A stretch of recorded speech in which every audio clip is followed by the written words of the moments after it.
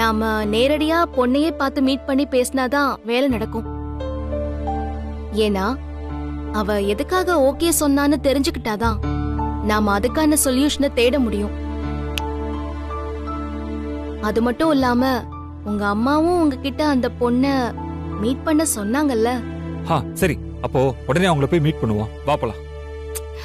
நான் எதுக்கு சார்? ஏய், நீ ஒவ்வொரு தடவையும் எதை தான் கேட்டுட்டு இருப்பியா? அட வா மித்ரா போலாம். ஐயோ சரி ஓகே சார், உங்களை பார்த்தாலும் பாவமா தான் இருக்கு, போலாம். சரி ஒரு நிமிஷம். ரம்யா மேடம் இங்க வாங்க. நான் வினய் சார் கூட ஒரு முக்கியமான வேலையா வெளியில போறேன். டாக்டர் கேட்டா சொல்லிடுங்க. Okay madam. சரி போலாம் வா. வரேன்.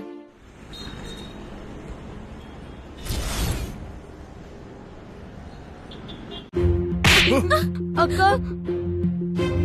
ஏய் இங்க பாரு, அழுது நீலு கண்ணீர் விடுறதெல்லாம் வேற எங்கேயாவது வச்சுக்கோ. இதுல இருந்து தப்பிக்கணும்னு நினைச்சீங்க, அவனையும் சரி உன்னையும் சரி 2 பேரையும் சேர்த்து வச்சு கொளுத்திடுவேன்.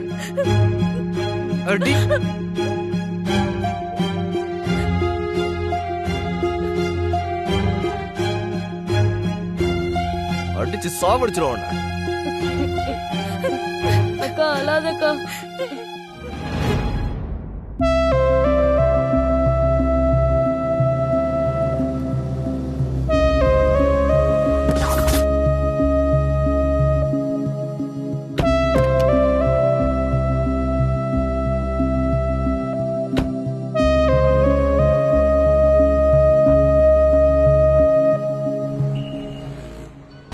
மித்ரா, ஏன் கல்யாணத்துக்கு ஒத்துக்கிட்டான்னு தெரியலன்னு சொன்னியே, இப்போ உனக்கு தெரியுதா? புரியல சார். உனக்கு இன்னுமா புரியல? எங்க அப்பா பணத்தாசையை காட்டி அந்த பொண்ணை என்ன கல்யாணம் பண்ணி வைக்க பாக்குறாரு. பாவம், அந்த பொண்ணு நம்ம லைஃப் ஸ்டைல் மாற போகுதுங்கிற ஆசையில இந்த கல்யாணத்துக்கு ஒத்துருப்பா. இல்ல சார், எனக்கு என்னமோ அப்படி தோணல. ஏன்? ஏழையா இருக்காங்க அப்படிங்கறதுக்காக எப்படி சார் காசுக்காக என்ன வேணாலும் செய்வாங்கங்கிற முடிவுக்கு வந்துடுறீங்க? இங்க பாருங்க சார், பணக்காரங்களை விட ஏழைங்களுக்கு தான் எத்திக்ஸ் ஜாஸ்தி. அப்போ என்னதான் காரணமா இருக்கும் நீ சொல்ற? தெரியல சார், பாத்துட்டு வந்ததானே தெரியும். சரி ஒரு நிமிஷம். அக்கா. சொல்லுமா. அக்கா, இங்க ராதிகா வீடு எங்க இருக்கு? ராதிகாவா? அந்த கணேச மருமக ராதிகாவா? கணேஷா? இந்த ஏரியாவுல இருக்கிறது ஒரே ஒரு ராதிகா தான், அதோ அந்த மொன வீடு தான். போங்க. சரிக்கா, நான் பாத்து. சரிம்மா. ஆமா, நீ யாருமா? ராதிகா கூட ஆசிரமத்துல படிச்சியா? இல்லையா? சரிம்மா, நீங்க போய் பாருங்க. பாருங்க. வினய் சார். என்னாச்சு? வீடு கேட்டுட்டேன், ஆனா ஏதோ மாமா ஆசிரமம் எல்லாம் சொல்றாங்க. நம்ம தேடி வந்த ராதிகா தான் இதுவான்னு தெரியல. அட்ரஸ் கரெக்ட் தானே? அட்ரஸ் கரெக்ட் தான் சார். சரி, அப்போவா போய் பார்க்கலாம்.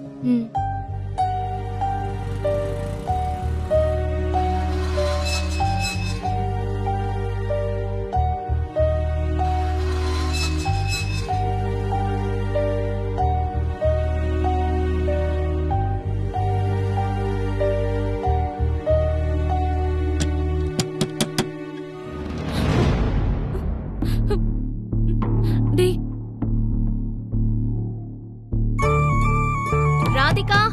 ராஜா, நீ உள்ள போ, எழுந்து போ.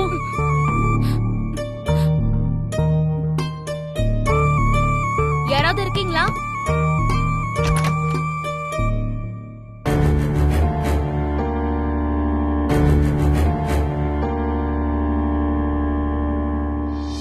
மேடம், நீங்களா? நானே தான். வாங்க மேடம், உள்ள வாங்க.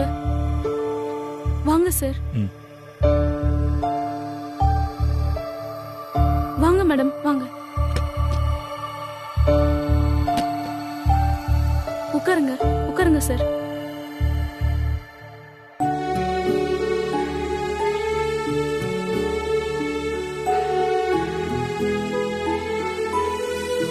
சாரி, நீங்க வருவீங்கன்னு எனக்கு தெரியாது. வீட்ல எல்லாம் போட்டது போட்டபடியே இருக்கு. அதெல்லாம் பரவாயில்ல. ராதிகா, இவர்தான் வினய். இவருக்காக தான் உங்களை பொண்ணு பார்த்திருக்காங்க. வணக்கம் சார். வணக்கம்.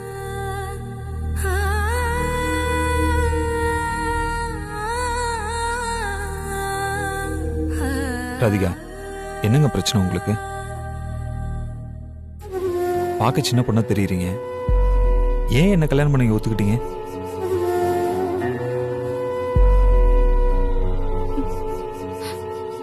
ராஜா, அக்கா, இங்க வா. சார், இது என் தம்பி சார். பேரு ராஜா.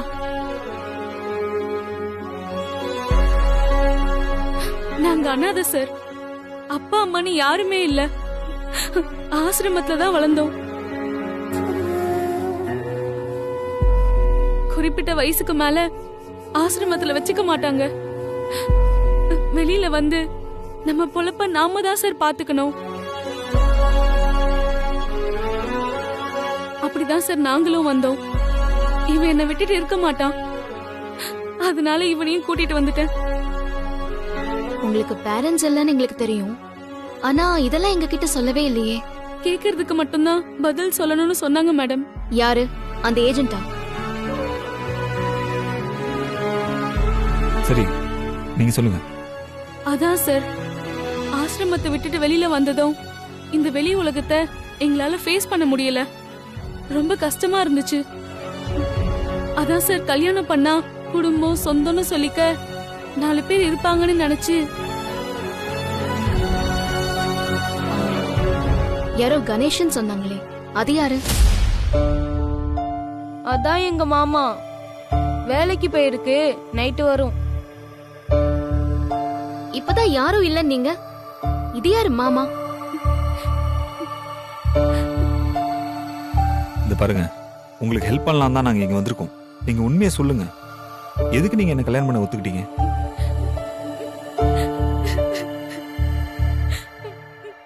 என்ன மன்னிச்சிருங்க சார். கணேசன் என் மாமா தான். ஆனா நாங்க ஆசிரமத்துல தான் வளர்ந்தோம். இவர் எங்களுக்கு தூரத்து சொந்தம்.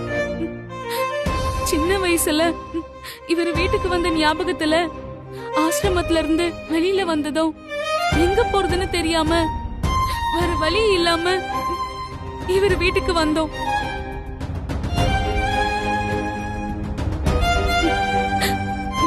வந்ததுக்கு அப்புறம் தான் தெரிஞ்சது, தப்பான தொழில் செய்ய சொல்லி தினமும் அடிப்பாரு.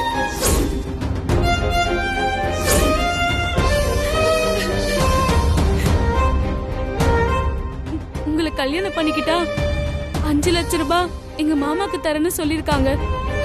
அதுக்காக தான் என்ன கட்டி தர மாமா ஒத்துக்குச்சு. நான் ஒத்துக்கலனா என் தம்பிய அடிச்சே கொன்னுடுவேன்னு மிரட்டுறாங்க.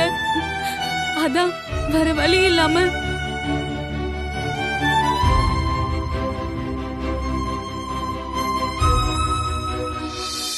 பாத்தியா மித்ரா, எவ்வளவு சீப்பா பிஹேவ் பண்ணிருக்காங்கன்னு.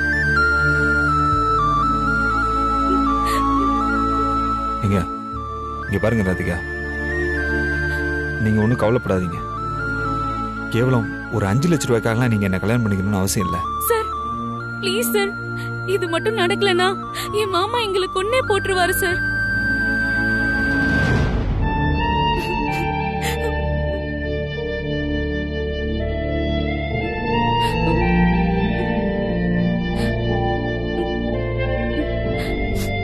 இட்ஸ் ஓகே, அழாதீங்க.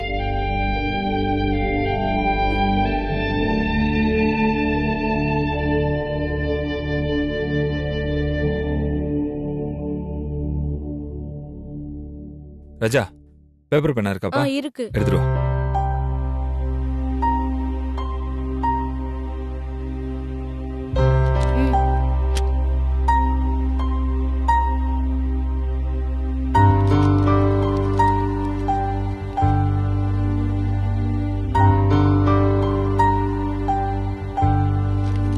இந்தா, இதுல என் ஃப்ரெண்ட் அட்ரஸ் எழுதிருக்கேன். இங்க பாருங்க, அவன் கோயம்புத்தூர்ல பெரிய பிசினஸ்மேன். ஓகே, அவன் கம்பெனில வேலையும் கொடுத்து உங்களை பாத்துக்க சொல்லியிருக்கேன். நீங்க ஒண்ணு பண்ணுங்க, ராஜாவை கூட்டிட்டு உடனடியா இப்பவே கோயம்புத்தூர் கிளம்புங்க. இங்க பாருங்க, நான் அவங்ககிட்ட எல்லாமே டீட்டெயிலா பேசியிருக்கேன். சரியா? இங்க பாருங்க ராதிகா, ராஜாவோட படிப்பு செலவு முழுக்க நான் பாத்துக்கிறேன். அது என் பொறுப்பு. எனக்கு அப்புறம் மித்ரா அதை கண்டினியூ பண்ணுவாங்க. அப்புறம் அந்த 5 லட்சம் அதுக்கான செக் நீங்க போய் சேர்றதுக்கு முன்னாடி உங்க கையில இருக்கும். சரியா? அதெல்லாம் ஒண்ணும் இல்லைங்க, சேஃப்டிக்காக கையில வச்சுக்கோங்க. மித்ரா, எல்லாம் ஓகே தானே? Yes sir.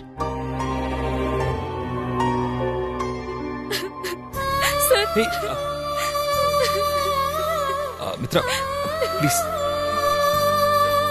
ராதிகா எந்திரிங்க. ஏங்க எந்திரிங்க ப்ளீஸ். சார், தெய்வம் சார், நீங்க தெய்வம். இதுக்கு நான் எப்படி நன்றி சொல்வேன்னு சத்தியமா எனக்கு தெரியல சார். ஏய், அதெல்லாம் ஒண்ணும் வேண்டாங்க. சந்தோஷமா இருங்க, பிடிச்ச மாதிரி வாழுங்க, அது போதும் எனக்கு.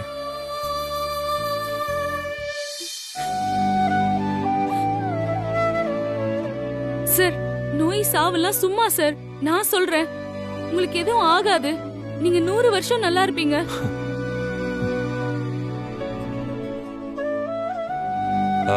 சரி, அதெல்லாம் இருக்கட்டும். இப்ப பேச டைம் இல்ல. நீங்க 2 பேரும் முதல்ல இங்க இருந்து கிளம்புங்க. ஒரு நிமிஷம்.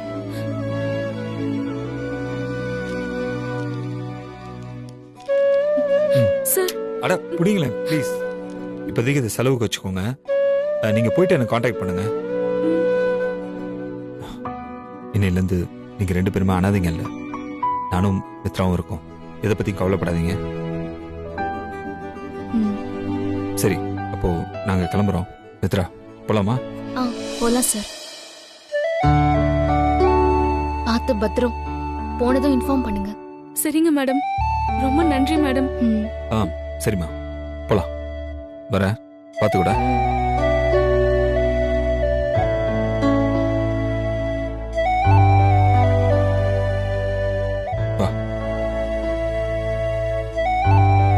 ராஜா, பையில சீக்கிரம் எல்லாத்தையும் எடுத்து வை.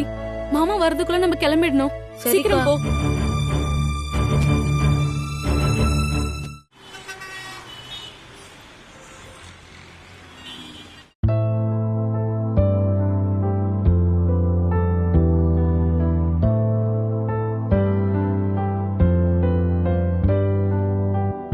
வினய், உன் மனசுல என்ன பெரிய சூப்பர் ஸ்டார்னு நினைப்பா?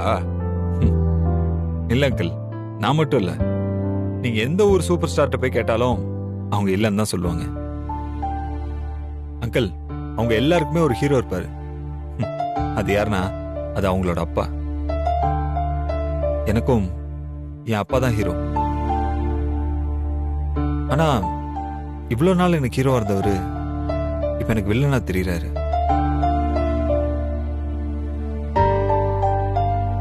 அப்ப நீ பண்ணதெல்லாம் சரின்னு சொல்ல வரியா? அப்பா, நான் பண்ணது சரியான்னு எனக்கு தெரியாது. ஆனா நீங்க பண்ணது ரொம்ப தப்புப்பா. என்ன தப்பு?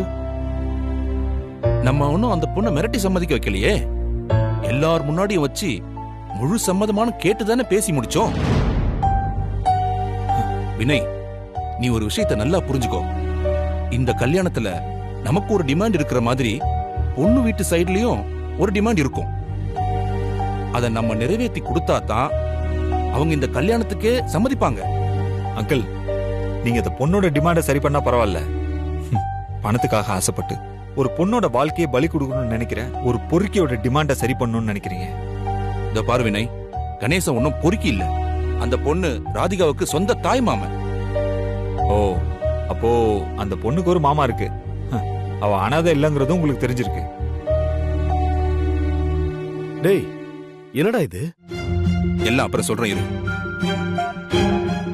சரி, அப்படியே இருந்தாலும் நீங்க சொல்ற மாதிரி அந்த ஆளு சொந்த தாய்மாமெல்லாம் கிடையாது.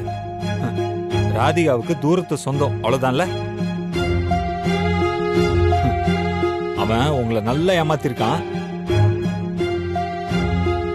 அநாத ஆசிரமத்துல தங்கி படிச்சுட்டு இருந்த ராதிகா அந்த ஆள் வீட்டுல வந்து தங்கினதுக்கு அப்புறம் அவன் பணத்துக்காக தப்பான தொழில் பண்ண சொல்லி அவளை அவ்வளவு டார்ச்சர் பண்ணிருக்கான்.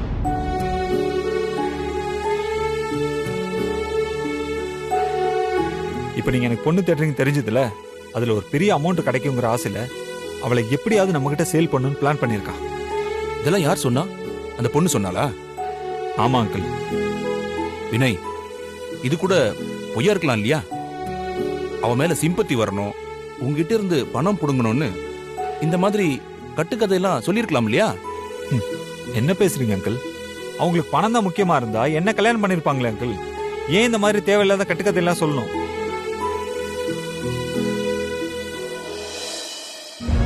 அவளை பத்தி முழுசா தெரிஞ்சதுக்கு அப்புறம் அந்த பொண்ணு அந்த பிரச்சனையில இருந்து மீட்டு கொண்டு வரணுமா, இல்ல எனக்கு என்னன்னு நான் கல்யாணம் பண்ணிக்கணுமா? சொல்லுங்க பாப்போம்.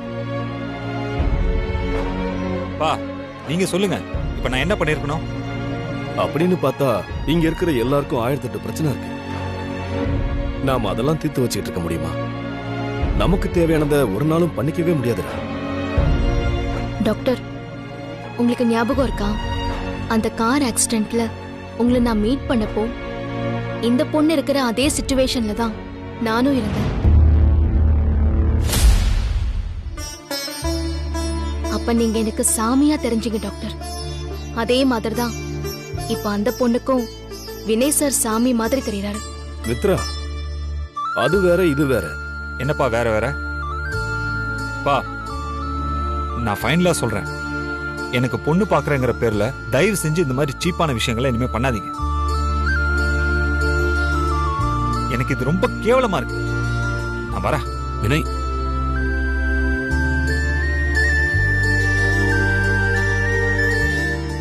மித்ரா, எப்படி பேசிட்டு போறான் பாத்தியாடா? நீ விடுறா. ஒவ்வொரு சம்பவமும் நமக்கு ஒரு பாடம். என்ன சொல்ல வர நீ? இனிமே பொண்ண வினய் கிட்ட காட்ட வேண்டாம். அவன் தாலி கட்டுற அன்னைக்கு பொண்ணை காட்டினா போதும். டேய், என்னடா சொல்ற? இது எப்படி சரிப்பட்டு வரும்? உன் பையன் கல்யாணம் நடக்கணுமா வேண்டாமா? அப்போ நான் சொல்றத நீ செய். ஓகே?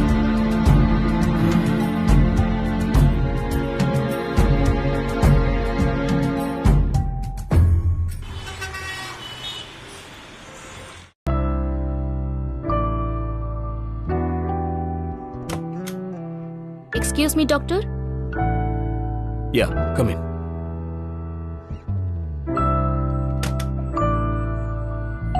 டாக்டர், நாளைக்கு பண்ண வேண்டிய சர்ஜரி மார்னிங் போஸ்ட்பான் பண்ணிடுமா? எப்ப ஸ்கெட்யூல் பண்ணணும் டாக்டர்? நான் மறுபடியும் எப்ப சொல்றேனோ அப்ப பண்ணிக்கலாம். டாக்டர், அவங்க உன்கிட்ட என்ன சொல்லிருக்கேன்? Sorry doctor. ஒரு நிமிஷமா. சொல்லுங்க சார். நீ வினயோட ஃப்ரெண்டு தானே? ஆமா சார். ஆமா, அவன் என்னதான் ஐடியால இருக்கான்? கல்யாணம் பண்ணிப்பானா மாட்டானா?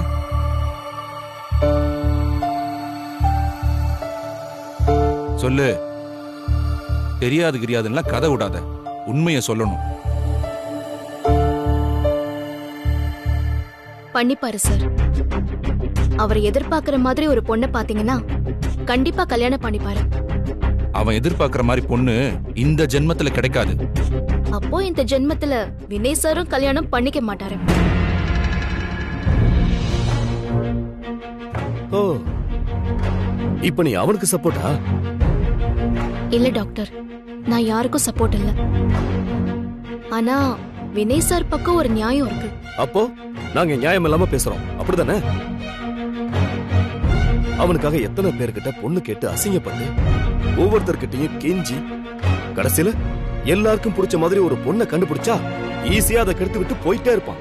அதுக்கு என்ன வேற திட்டம்? அதுக்கு முன்னாடியே எனக்கு கல்யாணத்துல விருப்பம் இல்ல அப்படின்னு சொல்லிருக்கலாம்ல. அவர் கல்யாணம் வேண்டாம் வேண்டான்னு சொன்னப்போ நீங்க எங்க டாக்டர் அவர் சொல்றத கேட்டீங்க? நீங்க 2 பேரும் மாறி மாறி மென்டல் டார்ச்சர் கொடுத்தீங்க. அதை தாங்க முடியாம அவரு ஒத்துக்கிட்டாரு. அன்னைக்கு நான் கேட்டப்போ இதெல்லாம் உங்க குடும்ப விஷயம், நான் தலையிட மாட்டேன்னு சொன்னேன்.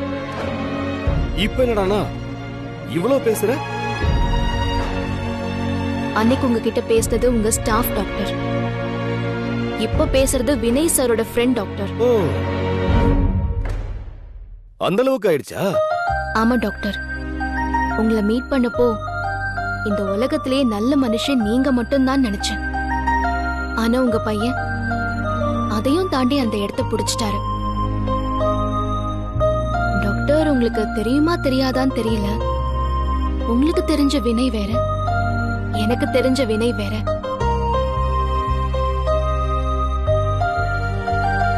அவரை மாதிரி ஒரு பையன் கிடைக்க நீங்க புண்ணியம் பண்ணிருக்கீங்க டாக்டர்.